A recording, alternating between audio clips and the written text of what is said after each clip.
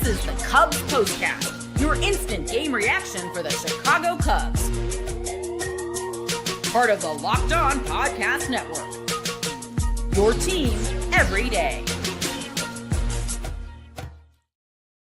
What's up, everybody? Welcome into the Locked On Cubs postcast here on the Locked On Cubs YouTube channel. Joe George here with you on all social media platforms at Joe George Radio.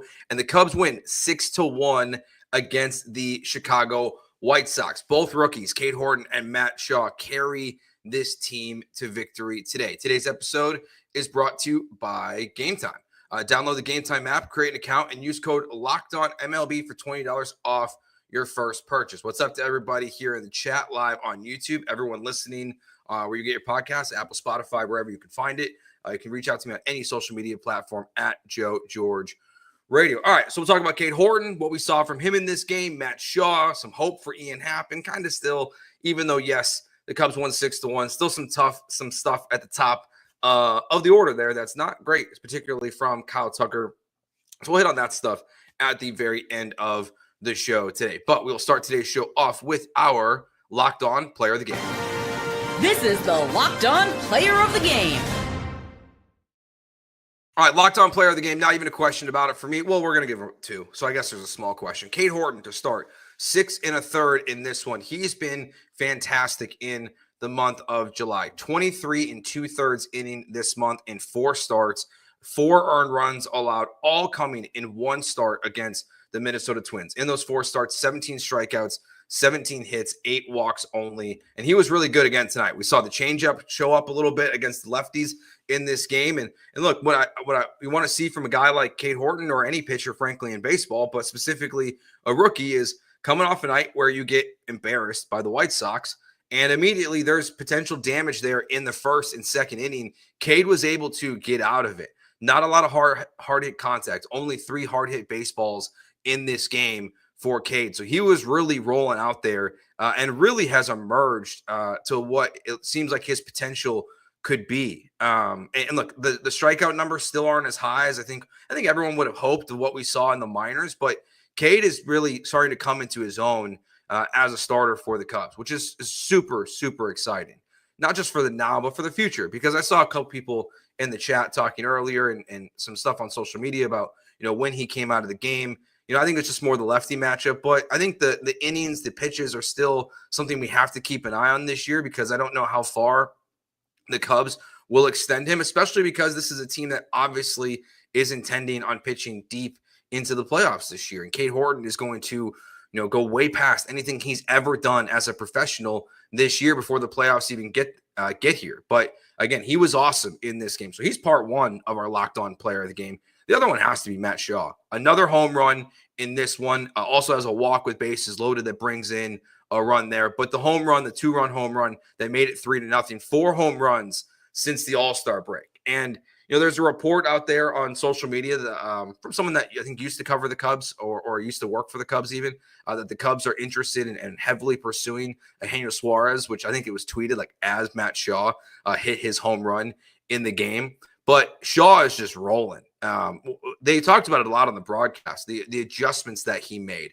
Look, the early return, and look, there's still a lot of season to go, and the reality is he might not be your starting third baseman in 5 days. The Cubs could acquire Suarez or someone else potentially to play third base, but Shaw really feels like, the adjustments he's made are paying off in a big way. So the question for Shaw is now, does it, kind of happen like last time where he came back up, after going down to the minors, made a slight tweak, was hitting all those opposite field doubles. I think it was like 3 or 4 straight games with an opposite field double, and then it kind of caught back up to him again.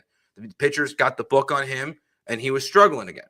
But now he's on fire, and he's the best hitter in the Cubs lineup coming out of the All-Star break. And frankly, it's not even close. It's definitely not Kyle Tucker or PCA or Michael Busch even. It's, it is Matt Shaw is the best hitter in the Cubs lineup right now. I also, to focus a little bit more on that at bat that walked in a run, it was great plate discipline from him. There's stuff in there that we've seen him chase a lot this year, high fastballs and not being patient. And he really was throughout that entire at bat. So not just a win is important today, but it's awesome when you see a team like this, have 2 rookies playing at an absolute great level like they did in the game today. Mike says here in the chat, Shaw can't sustain this for sure. I mean, he's not going to be, the home run pace he's on right now is incredible, but can he be a guy who gets on base every day? Potentially. I mean, the Cubs made a tough decision. They chose to trade away Cam Smith, who was a third baseman. You're banking on Matt Shaw. Matt Shaw is your dude at third base for the foreseeable future. Even if you trade for someone at the deadline, as long as Matt Shaw is not part of the trade, Shaw is your third baseman for the future. And the Cubs are banking on this bat being, what, you expect it to be. And it's been mostly down this year, but this is all just positive signs for him. So hopefully these tweaks that he's made really work. I also don't think like any of this with Matt Shaw should be too shocking the way it's gone this year. Just kind of looking from a big picture perspective here from a second. Like from the very beginning, everyone knew that leg kick that he had at the start of the season was crazy and like was not going to work and be sustainable at the major league level. And it's changed so dramatically in just a handful of months. It's again, you got to give it's frustrating because like the Cubs are trying to, they're back in first place now, by, the series record against the Brewers this year. The Brewers lost tonight to the Marlins.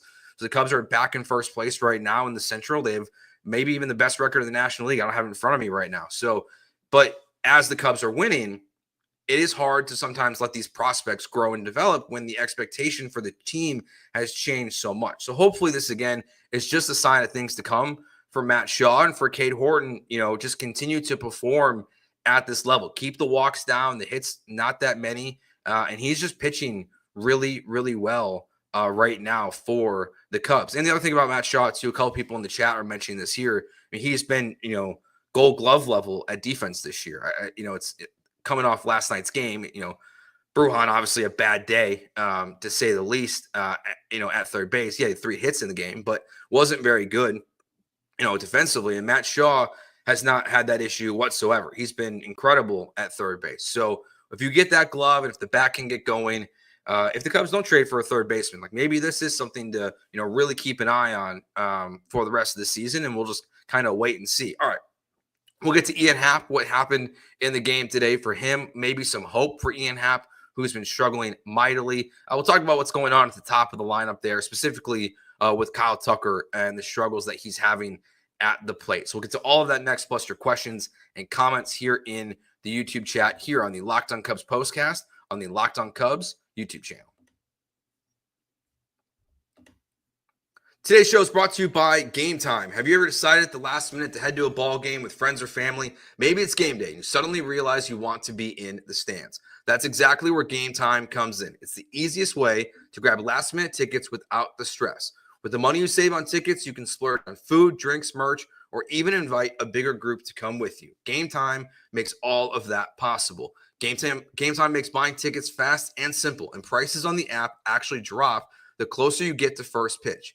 And they've got incredible last-minute deals, clear seat views, and lowest price guarantee that takes the worry out of buying. I always use Gametime for pretty much everything. We took my son to see monster trucks last weekend. We used Gametime for that. Concert tickets, play theater tickets, all of it you can find on Gametime. So take the guesswork out of buying tickets with Gametime. Download the Gametime app, create an account, and use code LOCKEDONMLB for $20 off your first purchase. Terms apply. Again, create an account and redeem code LOCKEDONMLB for $20 off. Download the Gametime app today. What time is it? It's game time. Today's show is also brought to you by Gameday Hue. They have a great collection of hats. So think about it. Like, you can't wear a hat potentially like this with a big logo on it, at a professional event. But if you can get away with a hat, you want something that's blank. And you want to represent your team as well. That's what they have. Gameday Hue makes clean, no logo gear with team-inspired colorways for every pro and college fan base. It's about letting your colors speak for you. No giant logos, just smart, versatile style that works on game day, on the course, or anywhere in between. They also have their split shade gloves made for the golf course, so you can represent your favorite teams on the golf course as well. Right now, you can get 15% off with code MLB15 at GamedayHue.com. That's GamedayHue.com. The code even stacks on bundle deals, so now is the time to load up. Let your colors talk, because colors speak louder than words. That's GamedayHue.com, code MLB15.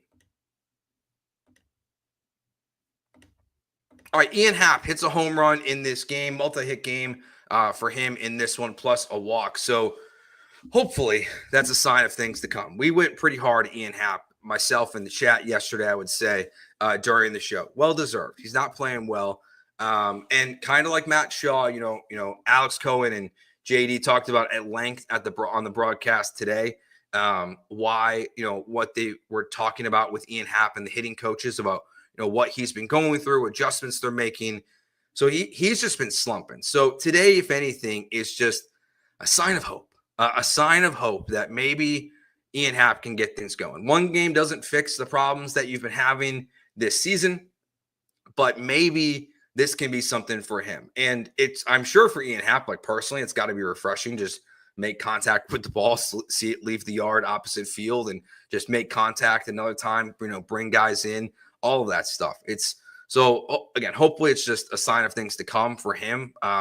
Honestly, more so than Matt Shaw, because while Matt Shaw is exciting and he is a young prospect, Ian Happ was supposed to be your leadoff hitter. Like he has performed well below expectations. So maybe this is it. I guess a week and a half, of good baseball from Ian Happ, because he doesn't have to produce every time, but part of it is hard hit contact. Like Kyle Tucker. We talk about Kyle Tucker here for a second. So Kyle Tucker's obviously been awful. No other way to cut it. He's been struggling mightily the month of July. He's hitting below 200 over the last 30 days. This is the worst I've ever seen Kyle Tucker play baseball. If you're new to the show and you don't know much about me, obviously I'm a Cubs fan, but I work at ESPN Houston. I moved to Houston 10 years ago. So I've been watching Kyle Tucker up close and personal since he came up to the bigs. And this is the worst baseball I've ever seen Kyle Tucker play. It's not even close. He has gone through slumps before, but this season overall, we've seen big slumps from Kyle Tucker. They're not small. Like, he's not going through these little moments where, it's a week or 2 weeks. It's a month-long process where it feels like Kyle Tucker has to get out of it. He's rolling everything over a lot. That's really the key to Kyle Tucker, where you can see when, a ball, when he rolls it over and he's not getting underneath it and it's just ground out after ground out after ground out. That's really what you're seeing when Kyle Tucker is slumping, and that's what you're seeing a lot right now. Now, he had a hard hit ball, his first out of the game, got a single later in the game. It's frankly, I have zero concern about Kyle Tucker, unless what people are asking in the chat is that maybe he's playing hurt. Like, he took a ball off his kneecap the other day. That was awful. He obviously had an injury earlier in the season. He did miss most of last year because of a fracture in his leg. I don't think that's obviously affecting him right now, but between the injuries this year, getting hit or hitting himself with the baseball, basically, he's just not playing well. So does it turn around? Absolutely. He's Kyle Tucker. He's one of the best baseball players in the league right now. He's been brutal, but I have zero concern about Kyle Tucker. The only thing, again, is that if there is an injury that he's fighting through that doesn't need to put him on the injured list, but he is struggling with right now. If that's happening, and that's part of the reason why he's struggling, that'd be one thing. But here's the other thing. Even when Kyle Tucker hit the ball off his knee the other day, he's still home. He's still home in that same game. He doesn't look like he's struggling in the outfield to run or anything like that, but he's in a mighty, mighty slump right now. And PCA, honestly, I know his extra base hit streak ended yesterday. He got back on track, one game in now for PCA today. But he's not at his best either. Seiya Suzuki's been a little bit of a roller coaster since the All-Star break. Those three guys have not played at the level that you need them to coming out of the break. There's no other way to cut it. Now, PCA, I think, is a little bit different than Kyle Tucker because, I think the hype and how great he's been this year. I think some of the flaws in his game we often are overlooking, rightfully so. But the chasing stuff that we're seeing, and with PCA, you see the frustration on him. With Kyle Tucker, you don't really know. He's kind of always stoic, no matter what is happening. I mean, PCA, we saw him throw his bat twice in this game, or at least slam it on the ground, where he's picking it up, he's throwing it on the ground. He's not happy with the way he's playing. Also, Nico Horner too.